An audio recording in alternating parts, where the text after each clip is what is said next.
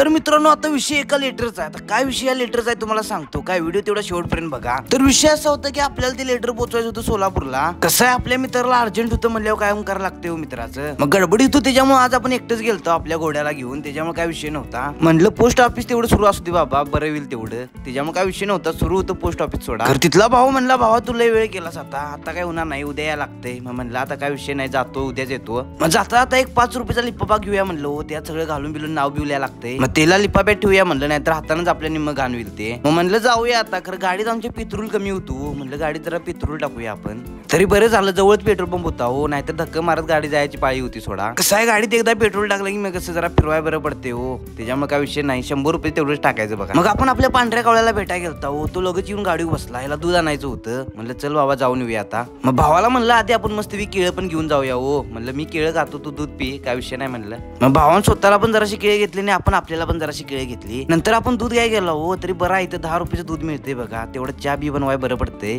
मग घरात गेल्या गेल्या भावानं लगेच चहा बनवाय घेतला। मग म्हणलं मस्तच की भावा काय विषय नाही, दूध तेवढं कमी टाक म्हणलं माझ्यासाठी। भावाला म्हणलं आलं बिल्लं एकदम टॉप लेवलचं टाक, नाही तर आपण काय चहा पित नाही।